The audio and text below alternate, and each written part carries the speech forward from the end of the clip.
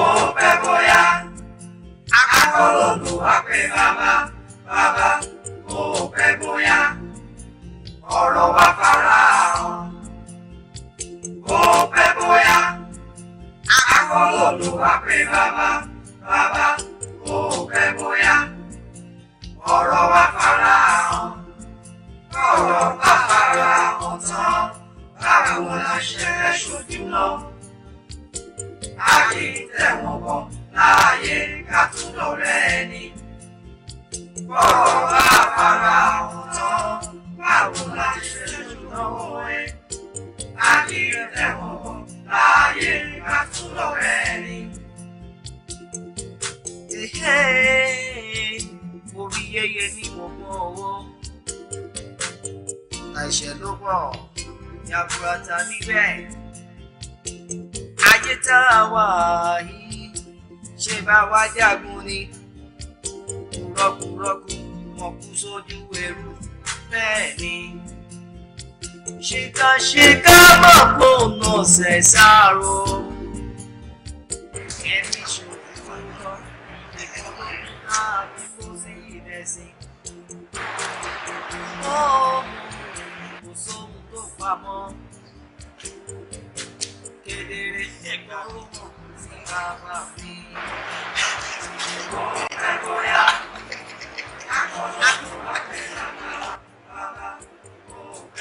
Ṣé ẹ rí wọn ni? Mo rí wọn fi wọn lé ọmọdé ló ń ṣe wọn ọmọ ẹgbẹ́ wọn ni. Ọlọ́gbẹ̀ni ṣé nítorí obìnrin ló fi sọ̀rọ̀ sí wa báyìí? Ẹ̀yẹ́ ká fún wọn respect gan ni o. Wá ọlọ́gbẹ̀ni abẹ́ta kò ṣẹnu ẹ̀ kí ọ̀rọ̀ tó ń sọ yìí kó bàá má kó yá jẹ́ bí báyìí. Kí ló dé? Sagbara fìyẹn lẹ̀ ṣé torí ikú tó gbé sẹ́gbẹ̀ẹ́ ló ṣe ń ṣọ́ rẹ̀? Àwọn bá forí bẹ́ẹ̀ owó ti gbọ́.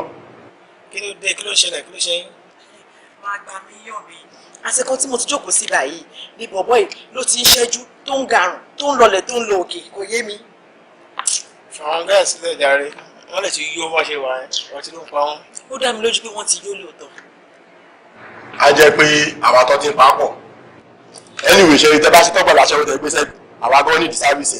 Àwa dẹ̀ fẹ́ gbé sùn níṣẹ́ tí gbọ́. Ti dé break là á fẹ́ ṣe. Ṣáwọn gáà sì gbádùn ṣá. Ó dà pé ìyá wọn kí ló ń ṣe yín? Ṣẹ́jọ́ bẹ́yọ̀ ni. Dádì wa fẹ́ bá wa wí. Ọlá máa jìyà. Owó yọ mi jọ tí Ọlọ́run ṣàfihàn sílẹ̀ mi ìfẹ́ wà láà ṣé òun ìbọn ṣe rí ni fi wọ́n lẹ̀. Wọ́n yọ mi fi wọ́n sílẹ̀ má jẹ́ ká mú wọn bíbá kábà má dábàá oníbàárò kábà ti jáde àmú wọn. Ẹ̀gbọ́n mi mo ń bẹ Yomi pé kó ti tó ẹ̀yin tó sọ pé tẹ bá ríra yín níta níbo. Sọ́kè. Ẹ má bẹ̀rẹ̀ ayé. Ẹ má bẹ̀rẹ̀ ayé rárá. Ẹ mọ́ tẹ́ máa ṣe iṣẹ́ ní kẹ́ wọnú ara yín kẹ́ má bọ̀. Ẹ dù. Ẹ̀yin ẹ máa jẹ gbogbo ìyà ẹ̀yin. Mo rò pé ẹ̀pọ̀ lọ́wọ́ àwọn tán ní àbí ẹ̀pọ̀ lọ́wọ́ tán ní ẹ má kó ọ̀rọ̀ tó wà lẹ̀ ẹ fẹ́ kọjá ní ẹ̀bẹ̀ kọ̀ tá bá ti kó ń bì ẹ̀yẹn ṣàpàdé wọn dà kẹlórí yín. Ṣòkòrò yẹn jẹ ni. Ilé ìgẹ̀ máa kó lè jẹ. Wo kò ní ìdí. Tẹ́ bá ṣe tọ́ ìwọ̀n àwọn ará ọkọ̀ máa dé ìta ẹ̀yẹ pàdé àwọn àtà. Ẹ dù. Ẹ ní dúró. Àádọ́ lè yí ta. Jọ̀mí àwọn bọ́ọ̀sì ní ìtìyà kìtìkì. Wọ́n ní ìtìyà. Àwọn ilé jẹ́ ká lọ rẹ̀. Àjẹ́ ló bẹ̀ gà.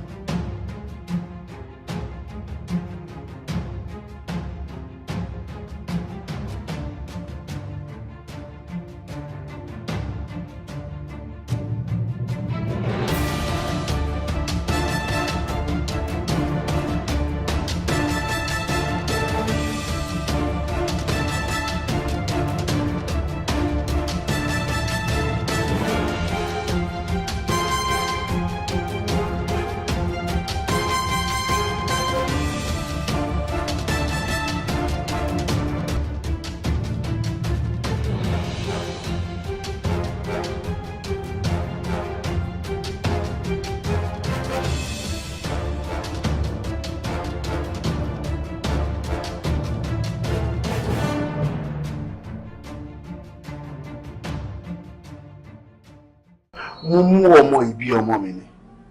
In fact òun ni group managing director iléeṣẹ́ mi. Ṣé ó wá yẹ kí Yomi fi irú ilé ìsan fún mi? Yomi pa mí lọ́mọ. Ó pa mí lọ́mọ. Mayor, whatever happens, a máa ṣe sùúrù náà ni. Ṣẹ̀rí gbọ́? A béèrè lọ́wọ́ ẹ̀hún tó rí lọ́bẹ̀ kó tó wà lọ́wọ́. Ṣe sùúrù, ó ti wà custody wa already. Àbí? Nítorí ti bá lọ́rọ̀ ẹ̀ ọ̀dà mi lẹ́nu. Àfihàn. Àfihàn wa. Ọkùnrin àpapọ̀, akéde àpò. Ọ̀nà pàkọ́ mi lẹ tún mú Yomi gbà. Kò sí wàhálà. Yomi yóò ṣe mo dúpẹ́ o. O ṣe gidi gan ni. Ìwọ pa mí lọ́mọ. Ó pa mí lọ́mọ. Ládùúrú bí mo ṣe ṣe sí ẹ tó. Èmi kọ́ ni mo pa kí n fẹ́ pa iná lọ fún ọ̀rẹ́ mi ló láyé mi pẹ̀lú àdúrà kan tẹ́ ti ṣe fún mi ẹ̀ ṣàkíyèsí mi. Kí ló fẹ́ pa fún? Kò sí fẹ́ pa fún sáà. Òun béèrè lọ́nà kí ló fẹ́ pa fún? Very simple. Èmi náà rò bẹ́ẹ̀ pé ọ̀rẹ́ àti kékeré ni ṣùgbọ́n bàtà wa pa mí lọ́mọ nǹkan. Wo jẹ́ kí n sọ fún ẹ èmi gan ò ní jáwọ́ lọ́rọ̀ ẹ àfi tí bá rí i pé mo gbá ẹ̀ ní lára ẹ̀. Mayor ẹ má ṣe yẹn o ṣe mọ̀ pé kì í ṣe ohun tó tọ́ kí ẹ dá ṣẹ̀pá lọ́wọ́ ara yín ẹ dẹ̀ rọra sọ̀rọ̀ ẹ má torí pé inú ń bí yín láti gbọ́. Ẹ jọ kí ló dé tíwọ náà ṣe bẹ́ẹ̀. Ọ̀gá ní ìpààyàn rí àwọn pípù táwọn ọmọ dojú ìjà pa wọn bá wa jà ní àwọn tájọ́ ń jà ní ọ̀gbìn kí n fẹ́ pa fún sàpèládó orí tí bàbá ti ṣe fún mi kí lè rèmi tí n bá pa sà èmi kàn.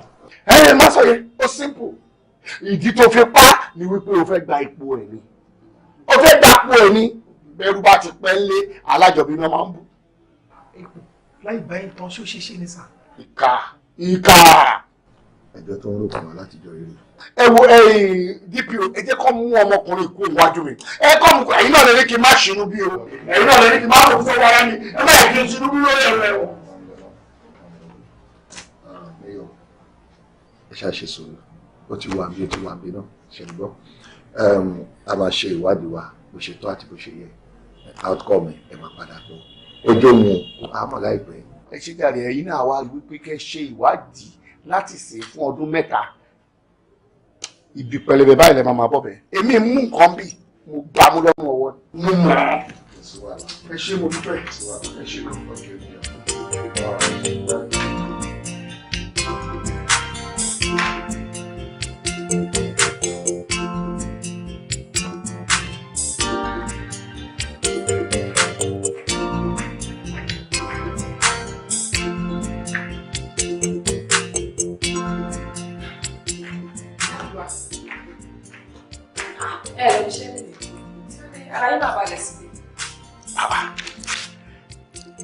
Ṣé kò yẹ kí n tiẹ̀ máa sinmi sílẹ̀ lẹ́ẹ̀kọ̀ọ̀kan ni? Dá mi lóhùn. Iṣẹ́ ta ti ń ṣe bọ̀ láti ìgbà èwe ta ṣe ta fi di àsìkò yìí.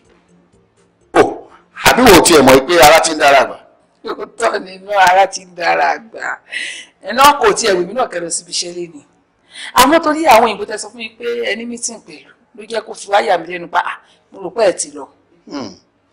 Bẹ́ẹ̀ ni tẹ̀yìn obìnrin rí ìyẹn ni pé kò tiẹ̀ fìgbà kan wọ̀n ẹ́ pé kí n jáde ńlé iṣẹ́ àjókòó tiẹ̀ kí n fara mọ́ ẹ. Ṣé kò dáa ni? Ó dá. Anyway inú mi dùn pé o ti rántí appointment mo ní pẹ̀lú àwọn ìbò yẹn ṣùgbọ́n yẹn Yomi Adams ló máa mójútó. Adams. Kò sí ohun tó wà nílé iṣẹ́ yẹn tí kò lè mójútó. Pẹ̀lú ọ̀rọ̀ bàtàbàtà tẹ sọ pé yẹn àtàwọn òyìnbó yẹn máa sọ Yomi Adams á wá ṣojúṣe yẹn. Kí ló fi Yomi Adams pè náà? Wo jẹ́ ń sọ fún ẹ my dear. Kò sí nǹkan kan tó wà nílé iṣẹ́ yẹn tí Yomi Adams tí ò lè handle. He is tested and trusted.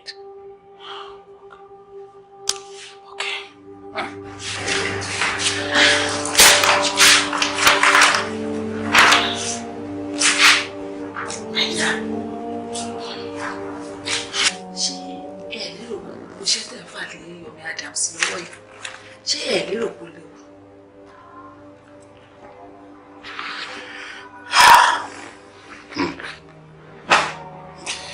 My dear, ṣé bó pẹ́ bóyá mi ò ní rìtáyà àfi tí n bá rìtáyà kì í ṣe nìkan ló máa bá iṣẹ́ ọ̀hún lọ ni. Dá mi lóhùn, ṣé nígbà tí èyí tó jẹ́ ọmọ bíbí inú tèmi Ọláyẹmí tó takú tó fà kíkọrí tó ní òun ò lè mójútó iṣẹ́ mi nítorí pé kò papọ̀ mọ́ tó lọ́kọ́ ní yunifásitì, kí ni kì í ṣe sí? Dá mi lóhùn, kí ni wọ́n rò pé mo lè ṣe sí? Àbí àníyà tó jẹ́ obìnrin ìyẹn àbúrò ẹ̀ òun ni máa mú gbogbo iṣẹ́ fámìlì ni máa gbélé lọ́wọ́ kó ṣetán kó kí gbogbo ẹ̀ mọ́lẹ̀ kó gba lé ọkọ ẹ̀ lọ. Ṣé láyé ló sọ eré ìfún yín báyìí? Bẹ́ẹ̀ ni, béèrè lọ́wọ́ ẹ̀. Kì í ṣe kan kì í ṣe méjì lèmi àti ẹ̀ tíjọ máa jókòó báyìí ká máa sọ. Ó kọ̀ ó fà kékọ́rí ni ó lóun ò ráyè ẹ̀. Ẹgbẹ́ fún mi táìmù díẹ̀ kí n bá Láyẹmí sọ̀rọ̀. Ìdùnnú tèmi gangan ló máa jẹ́ tí Láyẹmí tí ó bá gbọ́rọ̀ sí ẹ lẹ́nu tó lè wà mójútó family business.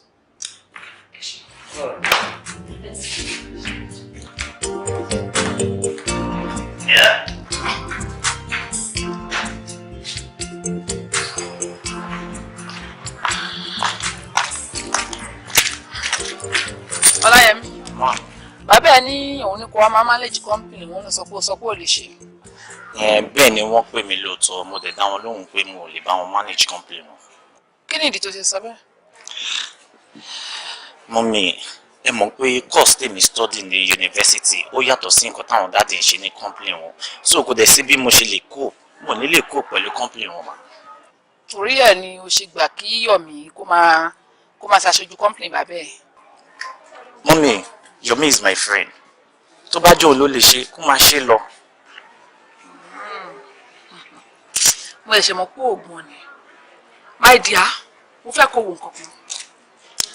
Ká bá sọ pé ó máa pẹ́ tó bá lọ yá ńkọ́. Tí ìgbà tí bàbá ẹ̀ bá lọ síbi tágbà rè, báwo lè máa gba ogún ẹ̀ padà lọ́wọ́ Yomi? Ṣebí kí dáàdì tó kú wọ́n máa ṣe wé o. Tó bá dẹ̀ ṣe wíwé wọ́n indicate pé èmi àtàbúrò mi lájọ ní ogún. So Yomi akọ step aside ni ó simple kò yẹn ṣe problem. Má dé take over. Mo mọ̀ pé ohun tó máa sọ nìyẹn. Àmọ́ ohun tí ò yí ẹ pọ̀. Ṣé o mọ̀ pé láìpẹ́ ń sìn Yomi àti àbúrò ẹ̀ wọ́n máa ṣèyàwó? So tí èmi bá wá ṣèyàwó pẹ̀lú àbúrò ẹ̀ ń sìn tí Yomi dẹ̀ ń ṣaṣojú company bàbá ẹ̀ lọ. Tó bá wà lọ gbẹ̀yìn wá lọ dà ẹ́ ńkọ́ báwo ló yẹ fẹ́ ṣe? Ṣé o mọ̀ pé tí Yomi bá dẹ̀ ẹ́ ìyàwó ẹ̀ máa gbè sẹ́yìn ẹ̀ ni? Obìnrin lèmi náà tó bá jẹ́ mi náà tí bẹ́ẹ̀ bá ṣẹlẹ̀ yín ọkọ mi ní máa wà tó bá ọkọ mi gbogbo ta bá rí gbogbo ogún ta bá jẹ fún àǹfààní ẹ̀mí àtàwọn ọmọ mi lọ́jọ́ iwájú ni ṣé òòró débẹ̀. Ọ̀rẹ́sẹ̀ wèrè o ṣọ́rọ́ gbọ́gbé tiẹ̀ lẹ̀. Mo bí ẹ́ mi ò wá ní fẹ́ kó pẹ́ mọ́ báyìí mo fẹ́ kó lọ bá bàbá ẹ̀ kó jẹ́ kí bàbá ẹ̀ mọ ipò ti ṣe tán báyìí láti fojú tó complain bàbá ẹ̀. O gbọ́? Mo ti gbọ́ yín mà, máa lọ bá dáàdì nísinsìnyí, máa sọ fún pé mo ti ṣetán láti take over company wọn. Ó bẹ̀tà. Ojú bá yẹjú kó má ṣe yẹ o. So, màá rí ẹ later. Àdàbọ̀ mà. Ilẹ̀ Yomi. Yes sir. Mo mọ̀ wípé wà á tún máa gbáradì gẹ́gẹ́ bí àdéhùn tàjọ ní lórí iléeṣẹ́ yìí. Bẹ́ẹ̀ sir. But you see, ìyípadà díẹ̀ máa bá arrangement wa yẹn. Ṣé kò lè sà? Ó ṣe my dear. Ṣòrí lẹ́yìn ọ̀pọ̀lọpọ̀ meetings and discussions pẹ̀lú àwọn immediate family mi, mo mean ìyàwó mi àtàwọn ọmọ mi. Ibi tá wá fi ẹnu kò sí, òun ni wípé Ọláyẹmí ọmọ mi, òun ló máa take over lọ́wọ́ mi. Ìwà kan máa assist ẹ ṣó ti yẹ ẹ́ sìn ìyẹn ni a máa ṣe ibi tá máa fi sí gangan nìyẹn. Ọláyẹmí. Medical practitioner ni Ọláyẹmí ṣé wọ́n tún ní ṣe pẹ̀lú managerial kìíní. Ọ̀gá business per se làwọn ṣe ń bíbà ẹ̀ ṣó máa lè cope. Ọ̀rọ̀ tó sọ náà kì í ṣe pé òjá náà àmọ́ tí igi bá wà lẹ́yìn ọgbà ò lè wó. Ṣorí èèyàn kan ṣoṣo báyìí òun ni Ọláyẹmí need láti lè succeed nílé iṣẹ́ yìí. tálẹ́ ni ẹ sá. ìwọ ni ẹni náà. ṣorí support assistance tí wọ́n bá fún Ọláyẹmí òun ló ṣe máa carry out all the objectives of this company. And mo dẹ̀ nígbàgbọ́ pé o ní hesitate láti fún ní necessary support.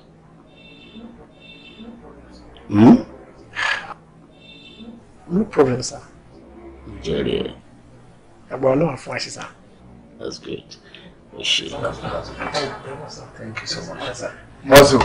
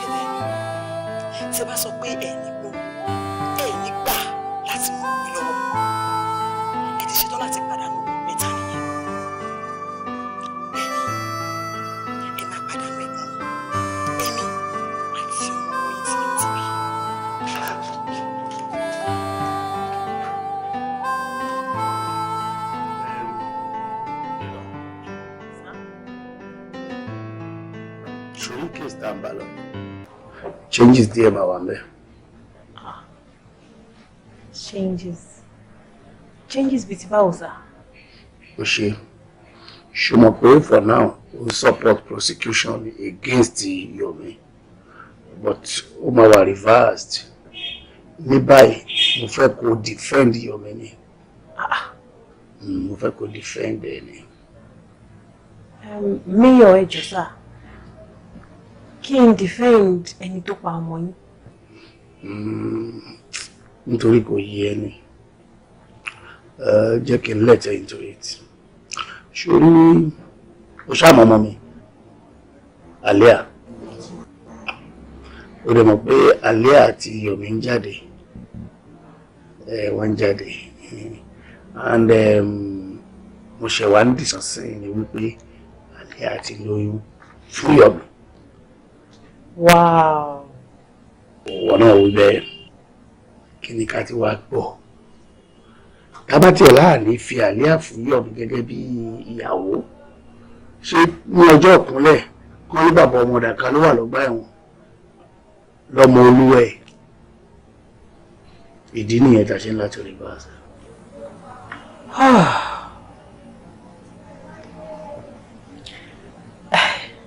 ìdí nìyẹn tá a ṣe ń láti wá wọ̀rọ̀ kan ká fi yẹn ṣe àdá. àti èmi kọ́ ni mo pa ọláyé yìí kí ṣe mi ni mo pa èmi nìkan lè pẹ́ mọ́ ọ́bẹ̀ ṣé mo nǹkan táwọn ọ̀gá ẹ̀sẹ̀ ń sọ wọ́n kàn ń sọ̀sọ̀kúsọ ni wọ́n wà wí ni àwọn ni wọ́n pa. ṣé ẹ rí Mr. Yomi mo mọ̀ pé kò ń ṣe ẹ̀yin nìkan lè wà bẹ́ẹ̀ jọ yẹn but Alia sọ fún mi pé nígbà tí wàhálà yẹn ṣẹlẹ̀ wọ́n lọ make call níbi tó ń ti make call yẹn lọ́wọ́ ló ń ti gbọ́ ariwo ẹ̀gbọ́n òun níwọ̀n tó lè máa sáré padà débẹ̀ òkú ẹ̀gbọ́n òun ló ń bá lọ́wọ́ yín. wọn tó ní bó ṣe rí nìyẹn méjì làwọn boys wọ̀nyí ìkọ̀kọ̀ náà jọ ń bá wọn jà mo kàn dédé gbọ́ tí àlàyé mi pariwo ní n bá fi gbọ́ tí mo gbẹ́jà sílẹ̀ bàtà máa fọ́ọ̀ṣì débẹ̀ báyìí mo bọ́ bẹ nínú ẹ̀ ní bóyá tí wọ́n sá lọ ibi tí mo ti ń jù ú. ṣé lè kí n bá yín sọ̀rọ̀ nípa lọ. mo ń gbọ́. ṣe rí nǹkan tí mo torí ẹ̀ wá lọ kí gbogbo ẹ̀ lè yanjú ṣó ti ń lẹ́yìn. torí Yorùbá ní ṣẹ̀rànṣẹ̀ràn ó náà lẹ́ni tó máa ń jẹ́wọ́ fún un gbogbo tó bá wà ń di ọ̀rọ̀ pátápátá ni ìfẹ́ kí sọ fún mi. àǹtí ṣé ẹ fẹ́ kí n purọ́ mọ́ra mi ṣá. kí n lè mọ bí mo ṣe máa present ọ̀rọ̀ yìí ní court ṣó ti ń lẹ́yìn sà. ṣé rí tó bá jẹ́ pé ẹ̀yin náà lè ṣèṣì pa nobody is above mistake tó bá jẹ́ pé ẹ ṣèṣì pa ni ẹ sọ fún mi ó ṣeéṣe kó ṣì níyànjú ká ṣe rò pọ́ dáadáa tá a máa dá sí i bí ẹ bá ti ẹ̀rù tara yín ẹ̀rù ti Alia kéde ẹ̀rù ti unborn baby yín o.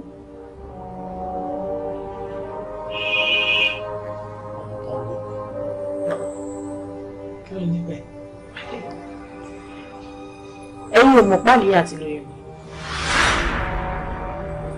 Alia ti lóyún o ó lè jẹ́ kó yé wa wípé ẹ̀yin ni lòun lóyún fún.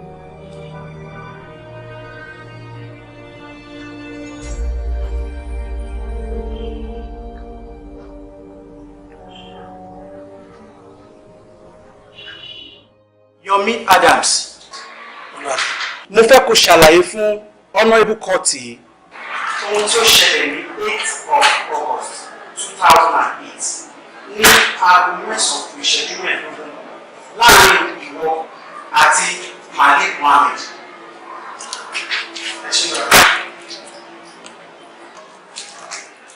On the 8th of August 2008 ní dédé aago kan ọ̀sán ni Alia ló pè mí tó lóun fẹ́ bá mi sọ̀rọ̀ pàtàkì kan pé ọ̀rọ̀ náà kìí dẹ̀ ṣe ọ̀rọ̀ orí aago. ọjọ́ láti bọ́ sí ọjọ́ tí èmi àti ọ̀rẹ́gbọ̀n náà máa ń ṣe ayẹyẹ gbọ́dọ̀ parí master of the university. àwọn sì pàdé sí bá ní alẹ́ kò jù bẹ́ẹ̀ lọ lù àmì. kí ni àjọṣepọ̀ tó wà láàrin ìwọ àti Alia yàtọ̀ sí wípé òun bá bàbá wọn ṣiṣẹ́ ó sì tún jẹ́ àbúrò ọ̀rẹ́ ẹ̀. ìyàwó àfẹ́sọ́nà ní alẹ́ àjẹsí mi kódà a ti ṣe ètò mọ̀mẹ́mọ̀ láàrin ẹbí méjèèjì. ok kí ni nǹkan tí àlíyà wa sọ pé òun fẹ́ bá ẹ sọ ní alẹ́ ọjọ́ yìí. gbogbo nǹkan dàrú ni lẹ́tà ni mo ṣẹ̀ṣẹ̀ mọ̀ yí pé àlíyà fẹ́ sọ fún mi pé òun ti ní oyún ni ṣùgbọ́n kò ní àǹfààní láti bá mi sọ ìkọ̀kọ̀ ní alẹ́ ẹjọ́ náà mọ́ nígbà tí gbogbo nǹkan yí padà. ok máa bá ọ̀rẹ́ lọ. lẹ́yìn ìgbà tí adébàtà sọ ní àpàdé ọ̀gbẹ́ni Malik Mohammed àti ọ̀rẹ́ tí wọ́n dúró tí wọ́n ṣàbẹ̀ sí ní gbìyànjú láti dá wàhálà sílẹ̀ láàrin àwa pẹ̀lú wọn lórí pé àwọn fẹ́ fẹ́ ẹnìkan wọn fẹ́ ẹnìkan. lẹ́yìn ìgbà tí yàtọ̀ àpọ̀jù ká wá lè bára wájà wọ́n ṣàlérí lẹ́ka àti bí wọ́n ṣe lè dènà dè wá níta. èmi pẹ̀lú Malik Mohammed la kojú síra tá à ń bára wájà tí Ọláyẹmí àti ọ̀rẹ́ tó lè fèsì ara wọn. olùwàmí mo kọ̀ dédé gbọ́ ìró igbe lójijì ni pé ooo nígbà tí màá fi yí padà tí màá dé ibẹ̀ báyìí Ọláyẹmí ti sọnù wọn á rí i pé ọ̀bẹ ni wọ́n fi gún ní inú. ọ̀bẹ. bẹ́ẹ̀ ni olúwa mi. ta ló ní ọ̀bẹ láàrin Ọláyẹmí àti Wándé Òjó. Ọláyẹmí kì í gbọ́ bẹ́ẹ̀rin Wándé Òjó ló nà bẹ́ẹ̀. ẹ wọ́n láyé ní ọmọ get inside me kò ń ṣe wàhálà. ṣùgbọ́n nígbà tí wọ́n ṣe àyẹ̀wò fingerprint wọ́n rí wípé ọwọ́ ẹ̀ wà ní ara ọ̀bẹ yìí báwo ló ṣe jẹ́. yà ó ṣeé ṣe kó rí bẹ́ẹ̀ olúwa mi nítorí pé èmi ni mo gún ọ̀bẹ yìí yọ nínú ẹ̀. now according to Alia's report wọ́n ní kí o tó súnmọ́ Láyẹmí ti kú ta ni ó wà níbẹ̀ nígbà tí wọ́n tún súnmọ́ o. lẹ́yìn èmi pẹ̀lú ọ̀rẹ́ Malik tí a jọ ń bára wa jà àti Wándé Òjó kò jù bẹ́ẹ̀ lọ àyà tó fi àlíyà tó ń pariwo pé ẹgbà wá tó ń pẹ́ nǹkan tó yàn sọ ní ìjà á jù bẹ́ẹ̀ lọ. thank you ìṣèlúwa. You may step down. Wándé Òjó mo fẹ́ béèrè ọ̀rọ̀ kan ṣoṣo ní ọwọ́ ẹ̀ ta ni ó gún Láyẹmí Akínwálé pa ní 8th of August 2008. ọ̀gbẹ́ni Yomi Adams ojú ẹni ojú mi báyìí ló ṣe mọ́bẹ̀ tó gún pa. thank you ẹ ṣé olúwa mi.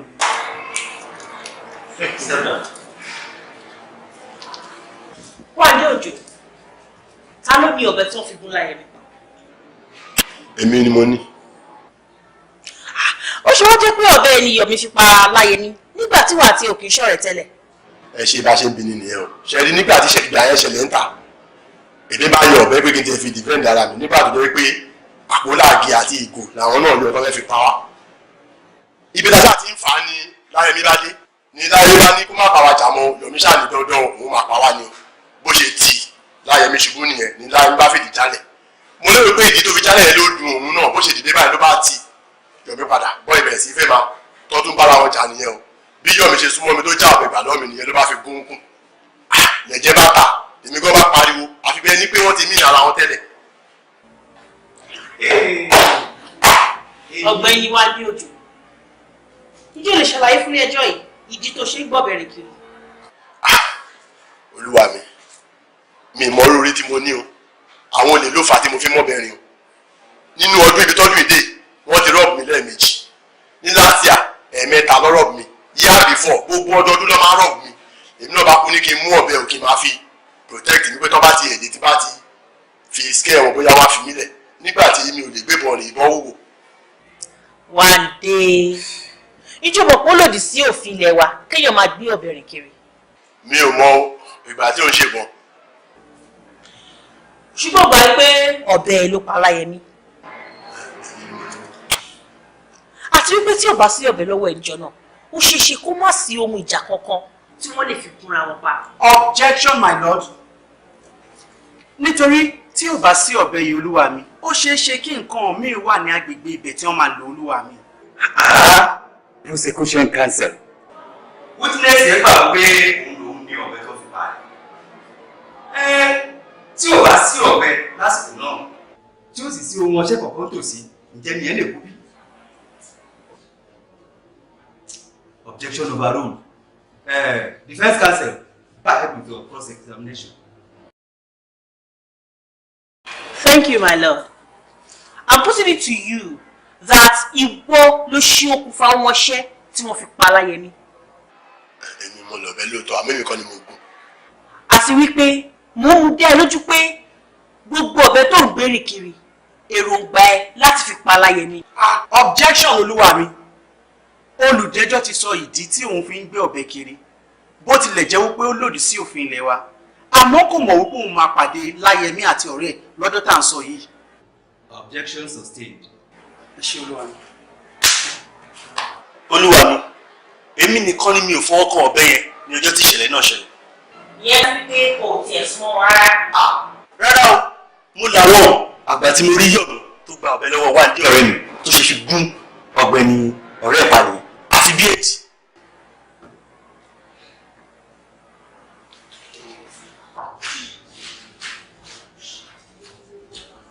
Ẹ jọ̀ọ́ mà, kí ni ẹ rí ní alẹ́ ọjọ́ tí ìṣẹ̀lẹ̀ yìí gan? Lálẹ́ ọjọ́ yẹn mò ń bọ̀ láti ibi iṣẹ́ ni mo ṣàdédé rí arákùnrin tó dúró sọ̀kan ẹ̀ tó mú ọ̀bẹ tó fi gún ọ̀rẹ́ ẹ̀ páláyà títí tí arákùnrin yẹn fi dákẹ́. Ẹ ṣé. Thank you, my lord.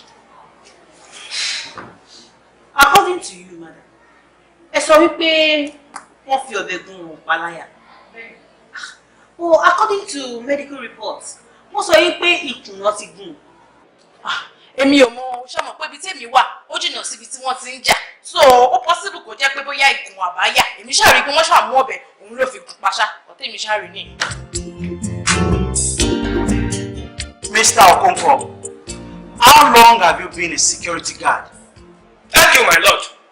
Me, Okonkwo, you don't tell me I don't do security work. Over 15 years, I don't do for service. I don't work with bank and filling station. Where I work now, they decided that this man kill person now. Can you tell us how the killing happened? Thank you, my lord. Now that I go for where I work, now I hear this heavy sound. I come out to say what will happen. Now I see this man and this man. They separate this man. This man, they fight that man when he died. Suddenly, this man let this man and dagger take a sugar shiku for night. Remember, for my corona high, that is it happen. Corona high. Thank you, Mr. Okonkwo. Ẹ ṣé olúwa mi. I never see this kind of thing for my life before. Thank you, my lord.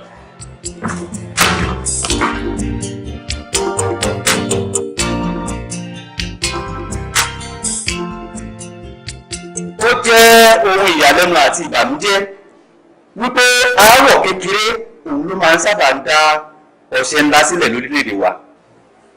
Kò sì yẹ kó rí bẹ́ẹ̀ rárá nítorí àìkí ń fi èrò sí ìhùwàsí wa ló sì máa ń farú nǹkan báyìí. Ìyàlẹ́nu lágbáà ló jẹ́ wípé èèyàn kan máa gbé ọ̀bẹ rìn káàkiri ìgboro. Èyí kì í ṣe nǹkan tó bójúmu rárá pàápàá jùlọ nígbà tó ṣe wípé ọ̀pẹ lásán wọ́n fi ń digunjalè lóde òní.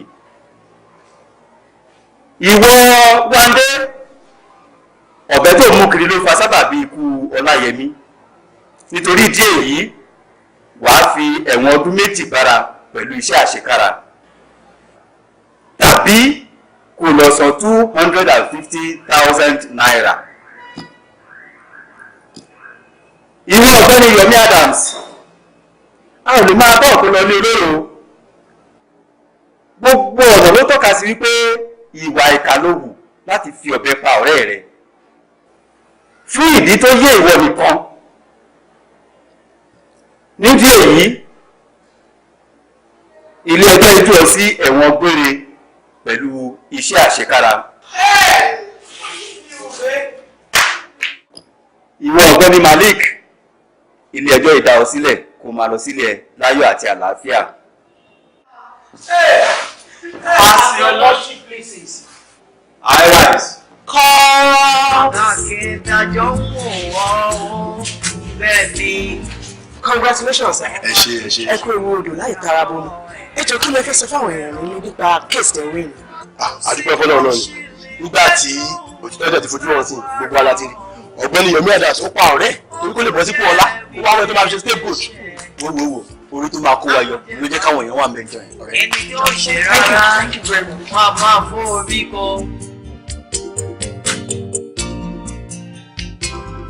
ọmọ rẹ̀ kílẹ̀ tó pọ̀ òṣìkà ohun rere àti fẹ́ bàjẹ́ tán. ọpẹ́ fún Ọlọ́run pé ọ̀rọ̀ tá a mọwọ́ tá a mẹsẹ̀ Elédùmarè ṣe kí ni òkú wa yọ ń bẹ. a tún wá dúpẹ́ lọ́wọ́ Ọlọ́run pé gbogbo bí èṣù ṣe gbogbo tó Ọlọ́run kó wa yọ ń bẹ. lẹ́yìn eléyìí ká má tún níbi mọ́. lẹ́yìn eléyìí ká má wẹ̀ nínú owó. ká má wẹ̀ nínú ọlá.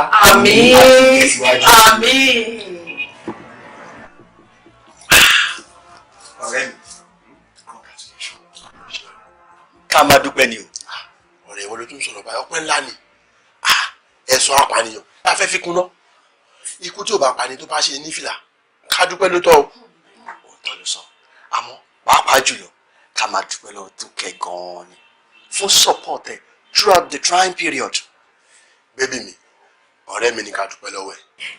ẹ̀rù ní sùúrù èwo ni tọpẹ́ tèmi ń bẹ̀ òkè tí mi ò bá dúró tẹ̀yìn ta ni mo tún fẹ́ dúró tì àti wípé ó dá mi lójú pé ẹ lè ṣe irú nǹkan tó jọ bẹ́ẹ̀. ìwọ ló sọ̀rọ̀ báyìí tó bá jẹ́ pé ọmọbìnrin mi àti sá lọ àti fẹsẹ̀fẹ.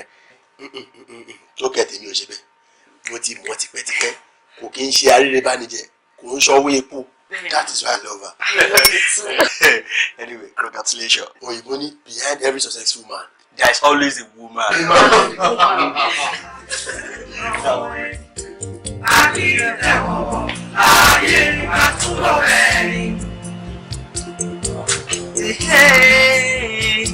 Orí yẹyẹ ní gbogbo ọwọ́.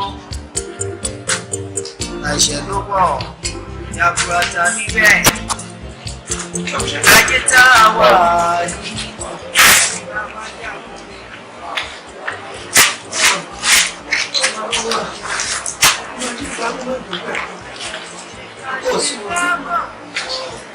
Mami, ní ìlú gbogbo lẹ́yìn o má sunkún gbogbo lè tẹ́ ṣe help mi o ti yẹn ṣẹlẹ̀ gbogbo tó ṣẹlẹ̀ mi ti gbà ní kádàrá mi bọ́ọ̀ ṣẹlẹ̀ nǹkan tó náà bá dà sí ọ̀nà gbọ́dá kí ẹ̀rọ yóò gbà kọtí kó máa yán ni o kó má bàa jóná ṣàǹpù tó bá ti jóná kò ní ṣe jẹ mọ́ àdúrà ní kẹmà gbà kí n kú mi láyà tó láṣẹ ẹ ti wọ́n wọ́n ṣùgbọ́n ọ̀kẹ́ mo wá ṣe bébí one cake. One cake even gbàtà adé yìí báyìí gan ó tún cake. ó ti mọ̀ pé wàá wájú bàbá òun. anyway kí ló lọ báyìí báwo làwọn báńkì yẹn. wọ́n ní wọ́n kọ́ wọ́n ní next week. alright tó bá ti wá ní next week ma tó bá ti kó fún yín ẹ wá ibi kan kẹgbà yóò ju supermarket kékeré lọ ẹ̀rọ adá síbẹ̀ ní tọ́lọ́kọ́bọ̀ kan lè máa wọlé ó ti ń tí wọ́n bá kó sílé tó bá fi ṣe business ó máa ná jẹ lásán ni.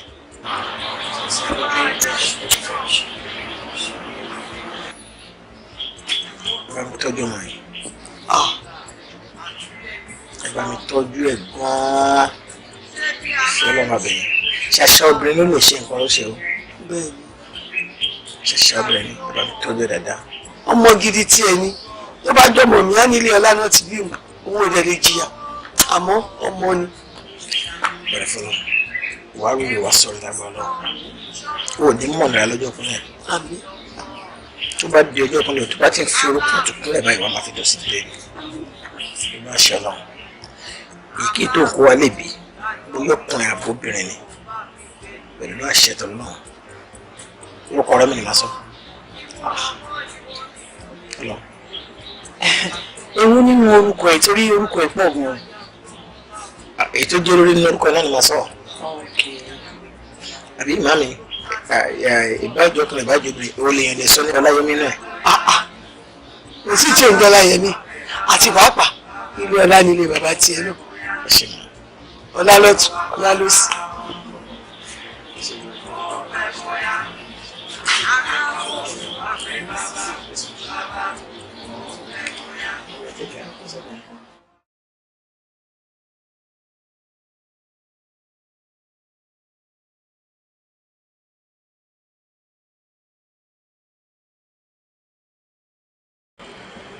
Ṣòrí láì sọ fún mi bó ṣe wọlé mo mọ̀ pé nǹkan kan ń ṣe ẹ́.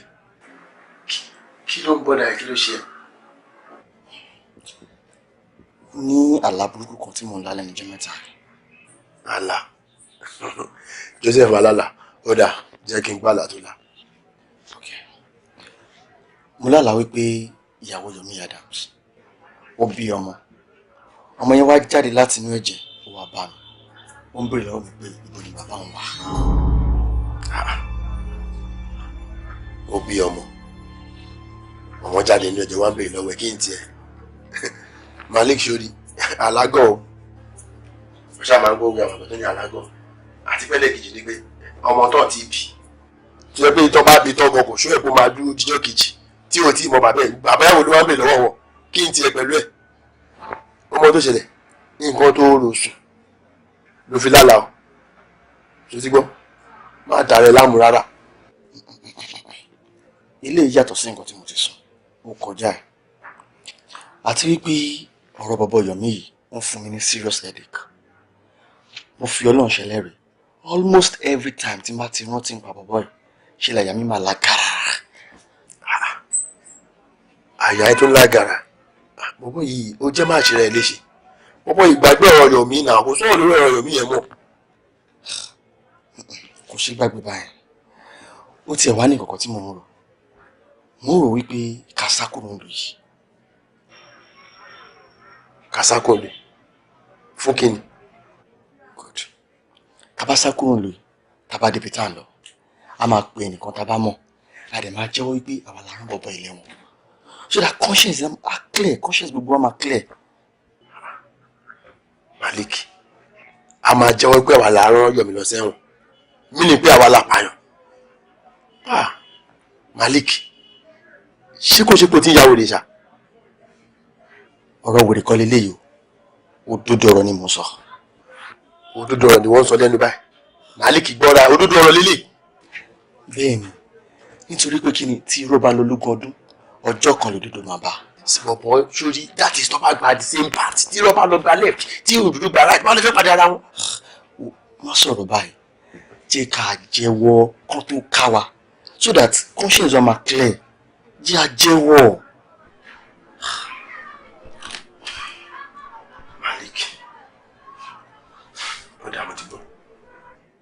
Àmọ́ kan fún mi time díẹ̀ kí n fi ro time gbà tá máa lọ yẹn àti ibi tá máa sá lọ ṣojú bọ̀. Ó máa bẹ́tà ó máa bẹ́tà. Ó kò jẹ́ wípé ẹlẹ́ṣẹ̀ amọ̀jẹ̀gbádùn ẹni tó ṣe rárá wọn a máa forí kọ.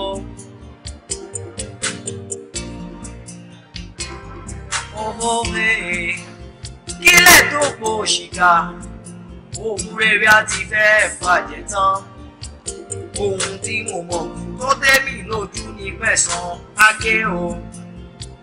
Ó pẹ́ bóyá akọ́lọ́dún wá pé bàbá ó pẹ́ bóyá ọ̀rọ̀ wa fara hàn. Ó pẹ́ bóyá akọ́lọ́dún wá pé bàbá ó pẹ́ bóyá ọ̀rọ̀ wa fara hàn. Ọ̀rọ̀ bá fara hàn tán báwo la ṣe ṣojú lọ. A kì í tẹ̀wọ̀n bọ̀ láàyè ká tún lọ rẹ̀ ni. Ọ̀rọ̀ bá fara hàn tán báwo la ṣe ṣojú lọ́wọ́ ẹ̀. A kì í tẹ̀wọ̀n bọ̀ láàyè ká tún lọ rẹ̀ ni. Má sunkún mọ́ o, màmá rẹ̀ ń bọ̀ wá dópin. Ìyá ogún ọdún o, ọ̀rọ̀ yìí ó máa ń gbóná fẹ́lifẹ́li nínú kúlà o. Màmá! A máa jóni lọ́wọ́ bẹ́ẹ̀ ni o, ọ̀rẹ́ wa. Màmá! kó má gbà ó àdúrà ló lè gbà ó àdúrà lẹ́bọ̀ oní ìgbàgbọ́ ẹ̀ bẹ́ẹ̀ ni àdúrà ó lè fúnni ọ̀pá àdúrà rẹ̀ ìmú orí bá fẹ́ wá láyọ̀ orí ló sì yẹ lọ àti ẹ̀bọ̀ mo pẹ́ bóyá àkókò ló wá pé ó bàbá ọ̀rá para àwọn ìwọ ìwọ ẹ̀ láti lọ́kọ̀ bá wá ṣe pẹ̀lẹ́ lóògùn tó ṣe ó bàbá olówó ìgbé ẹ̀ ló máa lóògùn tó ṣe ó pẹ́pẹ́ bóyá àkókò wá pé bàbá ó pẹ́ bóyá ọ̀rọ̀ wa fara hàn ó pẹ́ bóyá àkókò wá pé bàbá ó pẹ́ bóyá ọ̀rọ̀ wa fara hàn ọ̀rọ̀ bá fara hàn tán báwo la ṣe fẹ́ ṣojú lọ a kì í tẹ̀wọ̀n bọ̀ láàyè ká tún lọ rẹ́ ni ó pẹ́ bóyá àbẹ̀ bàbá ó pẹ́ bóyá ọ̀rọ̀ wa fara hàn ó pẹ́ bóyá akọ̀lọ̀ wà pé bàbá ó pẹ́ bóyá ọ̀rọ̀ wa fara hàn ọ̀rọ̀ má fara hàn tán báwo la ṣe fẹ́ ṣojú lọ àti tẹ̀wọ̀n bọ̀ láàyè ká tún lọ lẹ́ni ọ̀rọ̀ má fara hàn tán báwo la ṣe fẹ́ ṣojú rẹ̀ a kì í tẹ́wọ́ bọ̀ láyé ká tún lọ lẹ́ni. Èrò náà bẹ́ẹ̀ ṣe yé. Ṣe ẹlẹ́rìí kan tó bá tó fún ìfà rí wọ́n last lórí ọ̀rẹ́ Malik torí láti bí ijọ́ mẹ́ta kan mo ń try láti pe aago ẹ̀bọ̀ mo ò rí ìjẹ́. so ìwọ náà pè láti bí ọ̀sẹ̀ kan sìn kò wá bí mo pa aago lọ ó lè ti travel pàjáwìrì ẹ̀. èmi notice nǹkan àti bí 2 weeks ago mo notice pé Malik wà worried gbogbo mo tẹ̀ ṣe ń try láti béèrè pé kí ló ń ṣe same thing náà ló ń sọ fún mi kò sẹ́nìtìn. ṣé pé ìwọ ló ń jìs ní mo fẹ́ lọ́pẹ̀ kan tí ìwọ bá ń ṣe inú Malik rẹ̀ ta ló ṣùgbọ́n ẹ̀ kó sọ fún. you were of course. èmi ó ní bí pé èmi náà notice pé bọ̀bọ̀ yìí kò wá òkè mo dẹ̀ bí Malik you are bothered kí ló ṣe nǹkan kò tí a bá mi sọ nǹkan èmi ṣe wá kọ̀ọ̀kúrò gbogbo yà kò fẹ́ sọ fún mi ọ̀pọ̀ yẹ pé nǹkan kò ṣe. well ó dẹ̀ torí yẹn sọ o.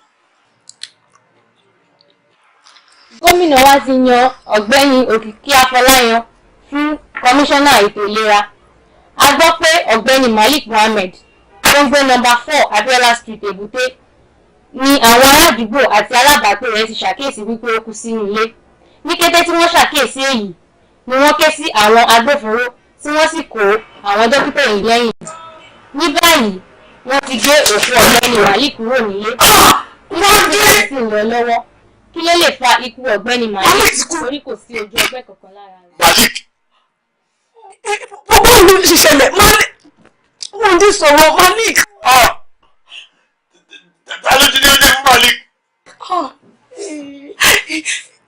kí ló fẹ́ ṣe báyìí sí.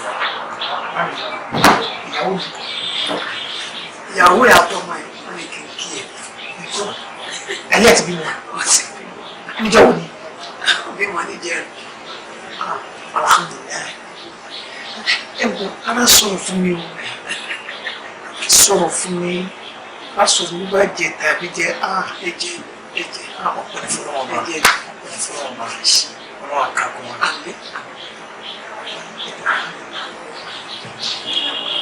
ṣé ẹ gbàgbé orúkọ tí mo sọ fún yín.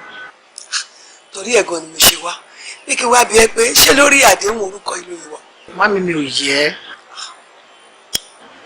Ọláyẹmí tí mo wí yẹn ni kí bá mi sọ mo fi Ọlọ́run bàbá yìí orúkọ mi tó bá wù yín ẹ fi kún Ọláyẹmí yẹn àwọn ọ̀dẹ̀ ẹ̀. èmi ní òde ní yàdéhùn Ọláyẹmí la máa sọ. Àlẹ́ àǹkọ́ báwo ni ara ẹ̀. ọ wà kò sí nǹkan kan. Kékeré lọ́wọ́ lọ́lọ́run ní bàbá àdẹ́sùn wọn. Ẹ̀mí àpòjù ògùn ní èdè ẹ̀mí àgbà. Ìmú nígbà kò dé àbúrò ẹ̀ tó. Ìmú jàlàfẹ́ mi wà. Ṣé ọ̀rọ̀ àdẹ́sì? Ṣé kò sẹ́yìn? Tó bá rò kó tí o jẹ́ ìwọ̀n pípa.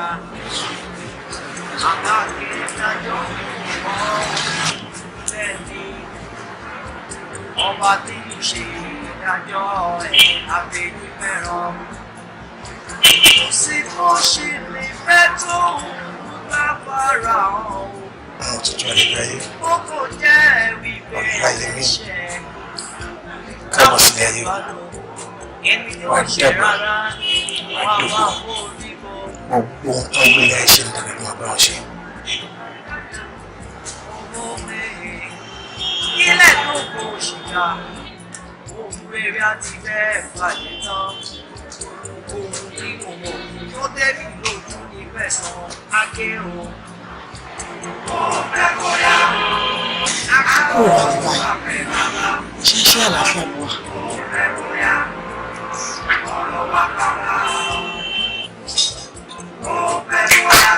Ọ̀gbẹ́ni kí ló wá ṣe tuntun ṣe iṣẹ́ òfin bàbá ẹjẹ́ sí báyìí ni ó mọ̀ pé out of risk ni mo ti mú ẹ jáde báyìí ó láti ṣe gbọ́dọ̀ fẹ́ ṣe pápá ni o. Ẹ má bínú sá, ẹ lágbára náà ẹ ní oògùn àkóbá ẹjọ́. Àní orí lágbára náà ọ̀gbẹ́ni ẹ jẹ́ máa lọ.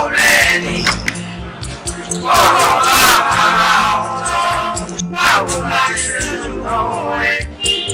Àbí ẹ̀wọ̀n ayé àtúntò rẹ̀ ni. Má sunkún mọ́ o, ìyá rẹ̀ mọ̀ wá lópin. Ìyá ogún ọdún o, ọ̀rọ̀ yìí ó máa Ṣé o sì?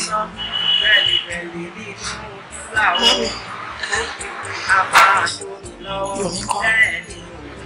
ọ̀rẹ́ wa. Yọ̀mí báwo? Ṣé bó ṣe ó ṣe ẹ̀jí ni?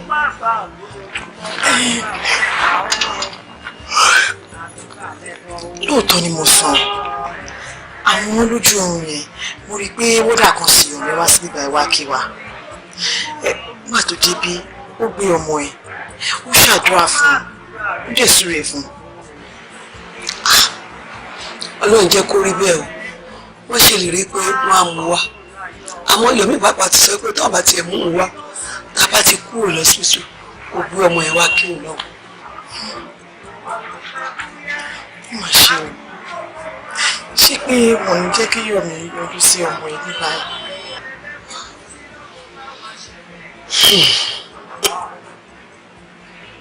ṣẹjọ wọn ni ẹjọ́ wọn kúkú kọ́ ṣé bọ́lá má jà arógun àkóbá àdàbà. Gbogbo tó ṣe ó fà bóun lọ́wọ́. Gbogbo tó ṣe ó bẹ̀rẹ̀ rẹ̀. Àwọn olùkọ́ wa pè bàbá ó bẹ̀ bóyá. Ọ̀rọ̀ wa fara hàn ó bẹ̀ bóyá.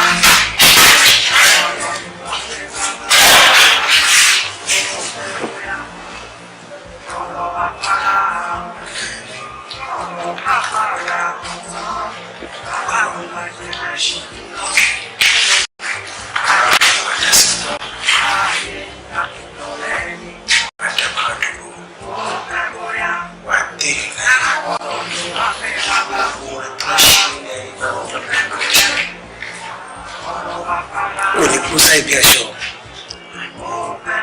òní kú lẹ́nu bí ọwọ́, wà á jó sí ọwọ́ tó wà yóò sọ sí, ó láwọn ẹni lọ.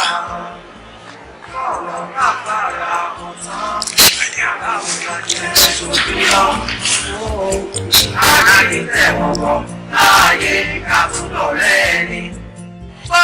bá fara hàn mọ́ ìdí tí mo ṣe ni mo fẹ́ rí kò sí lórí ọ̀rọ̀ àlíà. àlíà kí ló ṣe? Kò ṣe nǹkan kan àmọ́ ẹ̀yin náà wò nígbà tí ọ̀rọ̀ ọláyẹmí tó ti rí bó ṣe lóun máa rí tí yọ̀mí náà dẹ̀ wá níbi tí ó wà yẹn ẹ̀yin àti dúpẹ́ lọ́wọ́ ọlọ́run pé agbóhùn yá agbóhùn ọmọ àmọ́ èmi wá ń bá àlíà sọ ọ̀rọ̀ tó ń dùn mí ọ̀rọ̀ tó ń ká mi lára ẹ jẹ́ mọ̀ pé akọ kò gbọ́rọ̀ sí mi lẹ́nu. láíláí kò jẹ́ rí bẹ́ẹ̀. ẹ̀yin náà sọ bẹ́ẹ̀ kò gbọ́rọ̀ sí mi lẹ́nu mo ní kí àlíà máa kó bọ̀ nílé kó lè máa mójútó ilé iṣẹ́ mi àbí ẹ̀gbọ́n ẹ̀ ọláyẹmí tó yẹ kó jẹ́ olùdarí ilé iṣẹ́ òun ló ti kú yìí mi ṣàdẹ̀bí ju méjì náà lọ ìyẹn ni mo bá àlíà sọ ló kọ mi ò dá mi lóhùn àmọ́ nígbà tí mo dẹ̀ mọ̀ wípé ọ̀dọ̀ yín ló ń gbé ìyẹn mo ṣe pé ń pé kẹjọ ẹ bá mi bá sọ̀rọ̀ ẹ jẹ́ kó ṣèfẹ́ ẹnu mi kémi náà lè yọnu sí i lọ́dọ̀.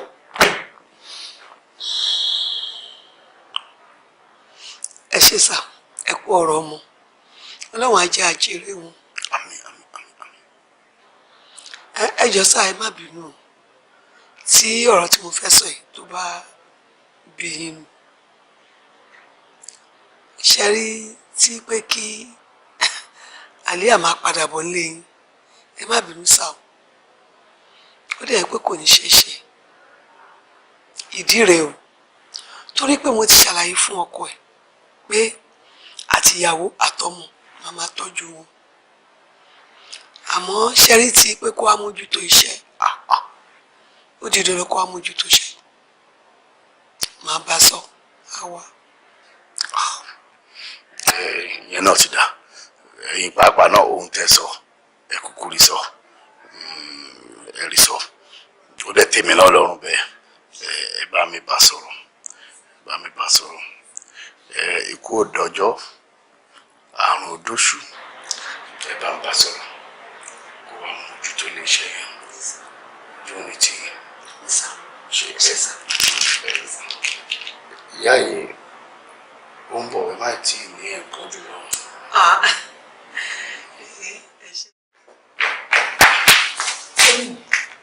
ìyá àlíà ọ̀rọ̀ àlíà mà ní òun kọ́ mi lómi ni ṣé kò mọ ìtumọ̀ irú predicament tí yọ̀mí ní ni kò mọ túmọ̀ ohun tó ṣẹlẹ̀ sí yọ̀mí rárá ni ṣé kò ríyàn ṣàlàyé ohun tí wọ́n pè ní life imprisonment fún mi àbí kí ló ń dúró dè tí ò wúbo mímọ́. èmi mọ̀ pé bẹ́ẹ̀ mi náà ṣe é rò lẹ̀ ṣe é rò torí lọ́kàn mi ó dàbí ẹni pé èèyàn kan fi wọ́n lọ́kàn balẹ̀ pé kò ní pẹ́ dé. àwa jẹ́ pé irú ẹni bẹ́ẹ̀ ó mú wọn gan ni ṣùgbọ́n inú tèmi ó dùn wípé èrò tèmi nìwọ náà ni. look woman gẹ́gẹ́ bí obìnrin ìwọ ló máa pé ọmọ ìjókòó wàá wá ṣe àlàyé ìtumọ̀ ẹ̀wọ̀n gbére fún. mi ò wá ní jẹ́ kó pẹ́ màá ṣe kíákíá màá bá sọ ohun tó ń jẹ́ òótọ́ ọ̀rọ̀ màá jẹ́ kó mọ̀ pé ilẹ̀ obìnrin ò pẹ́ ṣú kò lè jókòó ó láti fi èkún ẹsẹ̀ yóò wá fẹ́ jókòó dà ṣé kò jù bẹ́ẹ̀ lọ. kò jù bẹ́ẹ̀. ẹ fọkàn balẹ̀ ó ti di ṣíṣe.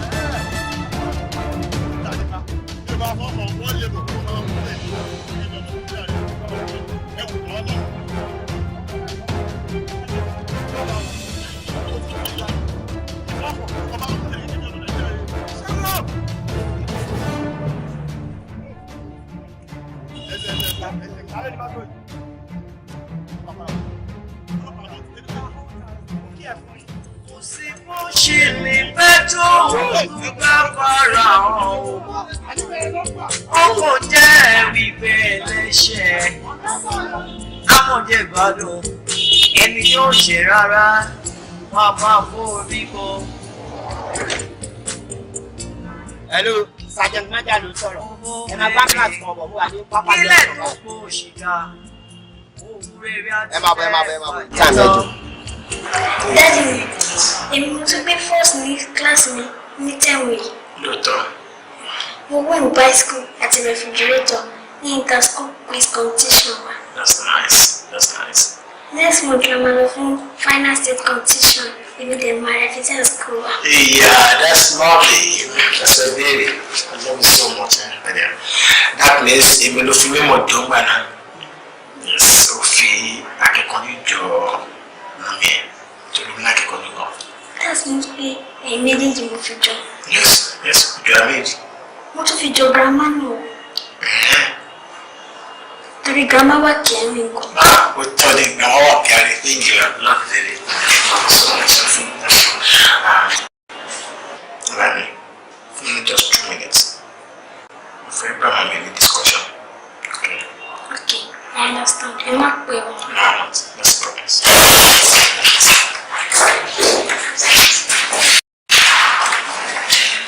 Alian, báwo ni? Fine. Sure. Mama. It's nice. Kí ló sọ pé máa sọ fún mi tí wọ́n padà wá? Yeah. Kì í ṣe nǹkan kan tó pọ̀ náà. Alian, mo dúpẹ́ lọ́wọ́ ẹ̀. Mo dúpẹ́ gan-an fún àdúró tẹ̀. Ó ṣe ọ̀rọ̀ àgbà mi dúpẹ́ fún ẹ. Tí mo dùn gan-an ìjọba ọlọ́run. Ọ̀rọ̀ tó ń fẹ́ sọ náà kì í ṣe nǹkan tó pọ̀. But mo kàn fẹ́ fún ẹ ní advice kan ni. Advice náà dẹ̀ ni pé gbogbo ipòkípò tí àwọn bá wà láyé let us go. Fẹ́ kó tẹ̀síwájú nípa gbèsè ayé.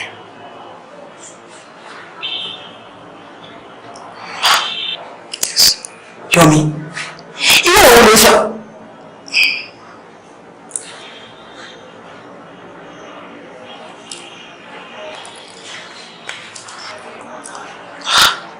Irú ọ̀rọ̀ wo ló ń sọ yìí?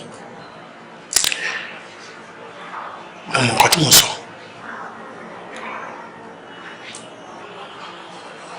A ní láti waste time. Pẹ̀lú ojú orí ẹ̀, ó ti di dandan fún ẹ pé kó wá ọkọ tó máa nífẹ̀ẹ́ tí wọn máa nífẹ̀ẹ́ tó máa bá mi tọ́jú ọmọdé. Ọlá ẹ̀mí ti wọ 6 years. Tàbá rọ́pọ̀ mọ́jọ́ rẹ̀. Ìwé làbọ̀rọ̀ wá jókòó tí ọ̀rọ̀ tí ò nírètí nínú. Ọjọ́ wo ni mo mọ̀ tí máa kó mi tí mo wáyé? Ìmọ̀ràn tèmi nìyẹn o. Lọ́wọ́ akọ tó máa fẹ́. Owó yọ̀ mi. Mi ò lè lọ síbi kankan o. Torí mo nífẹ̀ẹ́. Tó bá wù wọ́n kó fún ẹ ní ọdún 10 kó tún wá ṣe gbogbo ẹ̀ kó tún fi ọdún 10 kún kó tó 20 years máa dúró dé. Mo fẹ́ gbọ́ kàkà kí n má fẹ́ mi níyà lọ́kọ mọ́ láyé ni.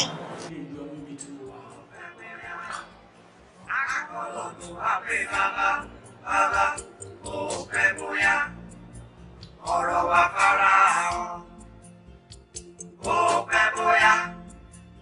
Akọ́lọ́lùwà pé bàbá, ó pẹ́ bóyá. Ọ̀rọ̀ wa fara hàn.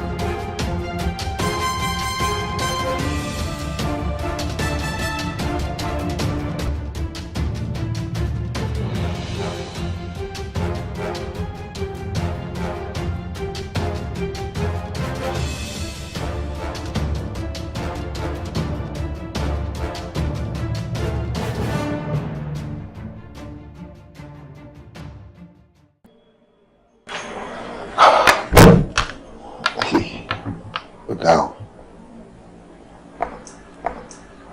So ìwọ ló pa ẹni ẹlẹ́ni. Iṣẹ́ èṣù ni sà. Iṣẹ́ èṣù ni. Bẹ́ẹ̀ ni iṣẹ́ èṣù ni sà. Iṣẹ́ èṣù ni. Iṣẹ́ èṣù ni.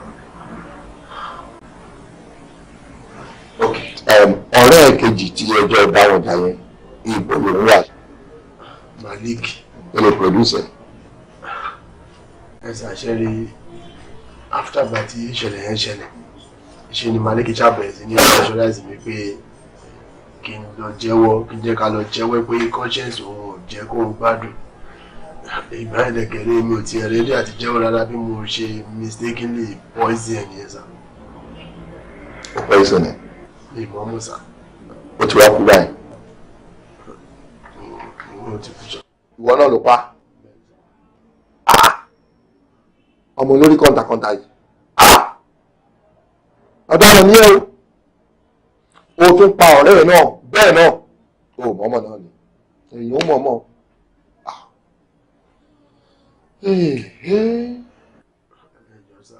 Ẹ ṣàṣẹ́rí mo rí pẹ́yìn nìkan lẹ́lẹ̀ yọ mí ní ètí mo wà ní. Ṣiṣẹ́ eré tí wọ́n mú mi fún yìí. Ọlọ́run bá rí mi ní ìmọ̀ ọkọ̀ pa ẹ̀. Ó ti yé mi náà nísìn pé lórí ẹ̀sùn kan fi kàn ẹ́ yìí ò mọ nǹkan kan pa ẹ̀. Mo rí i pé ó máa jẹ́wọ́ tó bá mọ̀ nípa ẹ̀ náà. Àmọ́ eléyìí tó jẹ́wọ́ yìí ṣe tó bá délé ẹjọ́ wàá tún rò fún adájọ́ bẹ́ẹ̀.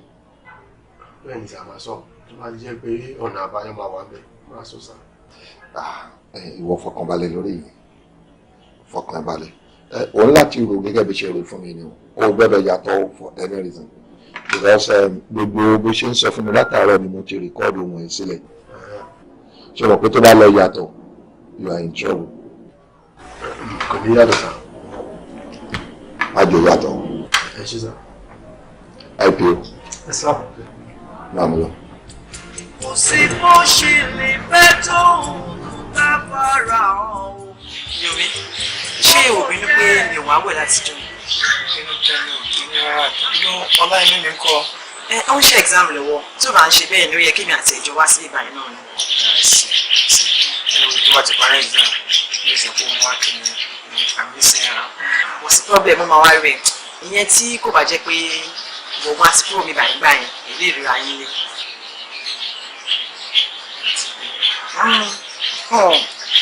Ṣùgbọ́n pé wọ́n tún ti mú Wándé ìkejì Malik fún ẹ̀sùn ìyàpànìyàn ní again bẹ́ẹ̀ ni ó ti jẹ́wọ́ gan pé òun lòun pa ẹ̀gbọ́n mi Láyẹmí. Fáwọn ọlọ́pàá bí tẹ́lẹ̀. Ó jẹ́wọ́ fọlọ́pàá everybody tí mo tọrọ báyìí. Nǹkan tó kàn kù ni pé kó lọ sí court kó dẹ̀ jẹ́wọ́ ní ìṣojú adájọ́ pé òun lòun pa ẹ̀gbọ́n mi and he will be a free man. Kò sí bó ṣe lè fẹ́ tó bá fara hàn o. Ó kò jẹ́ wípé ẹlẹ́ṣẹ̀. Ẹlẹ́rìí kẹ́ sọ pé ó jẹ́wọ́ pọ̀ lòun báyọ̀ dà. Ẹni tó ṣe rárá. Ẹlẹ́rìí tá à ń sọ̀rọ̀ nípa ẹ̀yìn olúwa mi. Ó kú sí àgọ́ ọlọ́pàá kí lè ní tó wọ́n. Ọ̀gá! Ó kú. Bẹ́ẹ̀ ni olúwa mi. Kí lè bá mú arákùnrin bọ̀ àsìnú kóòtù? Please get him back to the prison. As your lordship pleases. Next case.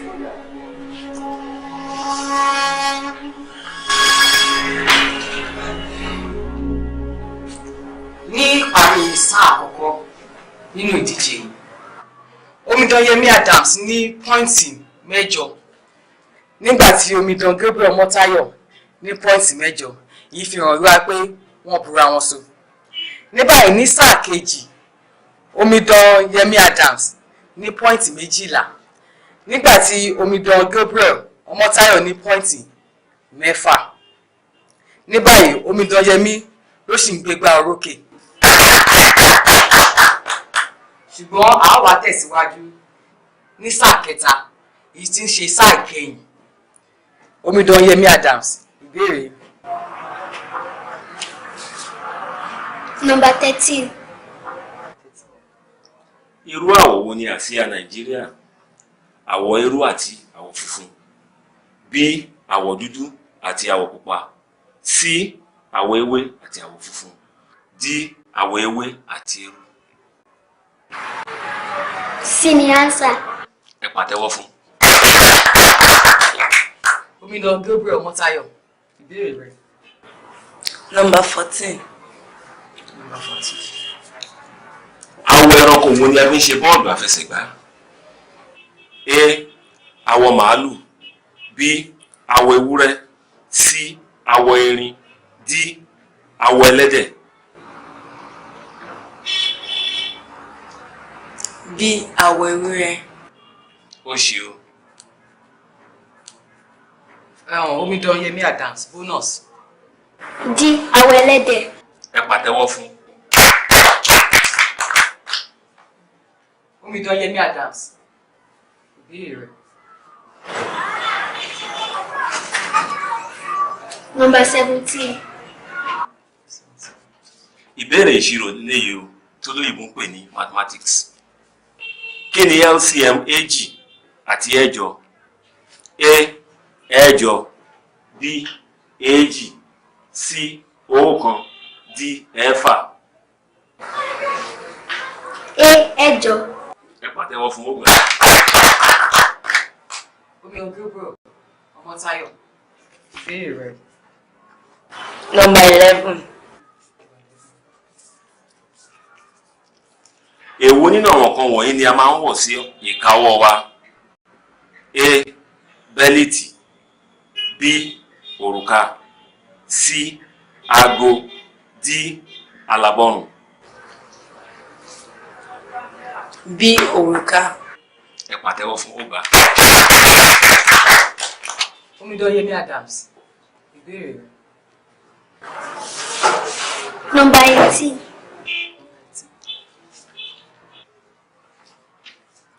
Oṣù wo ni oṣù kejìlá nínú ọdún lédè Yorùbá? A. Agẹmọ. B. Igbe. C. Òkúdù. D. Ọ̀pẹ. D. Ọ̀pẹ. Ẹ pàtẹ́wọ́ fún ọgbà. Omidan Gabriel Motayo. Ìbéèrè tiẹ̀. Number 16.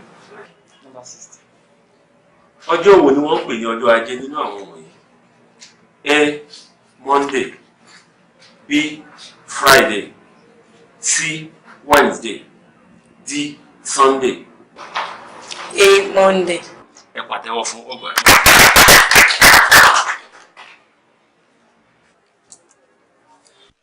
Ní báyìí a ti dé òpin ìdíje náà. Ẹ pàtẹ́wọ́ fún àwọn méjèèjì lẹ́ẹ̀kan sí. Àwọn méjèèjì lọ ṣe dáadáa.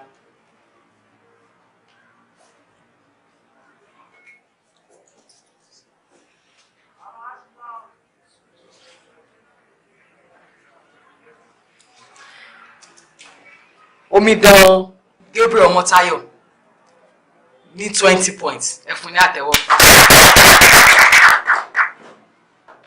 Nígbà tí Omidan Yemi Adams ní 27 points. Ẹ pàtẹ́wọ́ fún. Ló fi jẹ́ pé Omidan Yemi Adams ló gbégbá orókè. Ẹ fún ní àtẹ́wọ́.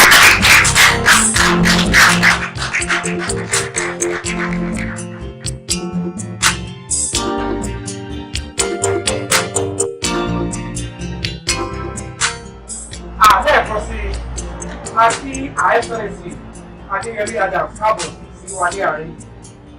Àìsànẹ̀sì wà gẹ́gẹ́ bí ipò yín, a fẹ́ kí ẹ lo agbára yín gẹ́gẹ́ bí gómìnà ọjọ́ kan kí ẹ bá wa ṣí iléeṣẹ́ wa yìí, Abínúwáyé Carmack Auto Place Limited, fún ìwúlò àwọn ọmọ ìpínlẹ̀ yìí àti gbogbo ọmọ Nàìjíríà lápapọ̀.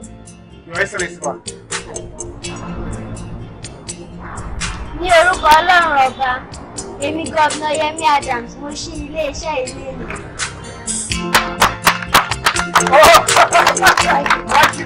Ẹ ṣe lọ, ẹ jẹ́ kí àwọn olóyè.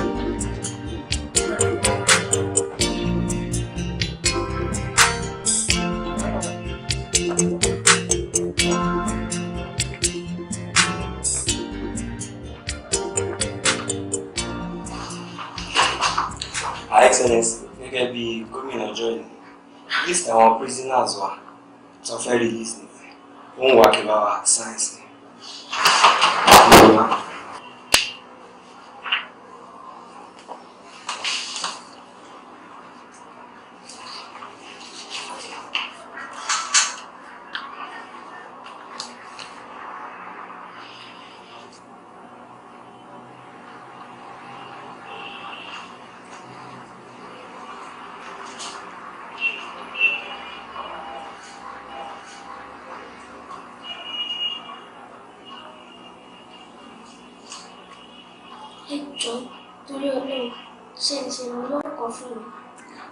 Your Excellency, we are at your service. Nǹkan tó bá ní ká ṣe la máa ṣe fún yín. Ẹ jọ̀ọ́, ṣé lè bá mi include orúkọ àwọn èèyàn kan sínú àwọn prisoner tẹ́ fẹ́ release? Torí pé ìyà tí kò mọ́wọ́ tí kò mẹsẹ̀ ló ń jẹ lọ́wọ́lọ́wọ́ báyìí. Ìyẹn méjì súnmọ́ mi gan. Ẹ jọ̀ọ́, ṣé lè bá mi release ẹ?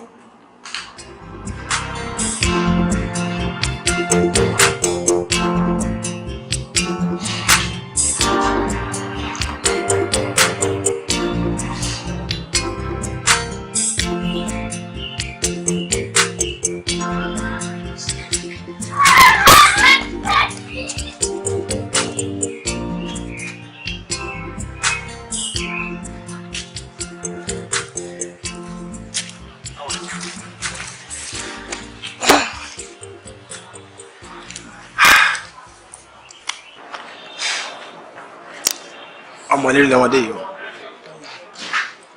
ọmọ lérí ni I thank you so much ọlọ́run wà pẹ̀lú ẹ I love you so much. Thank you. Let's go.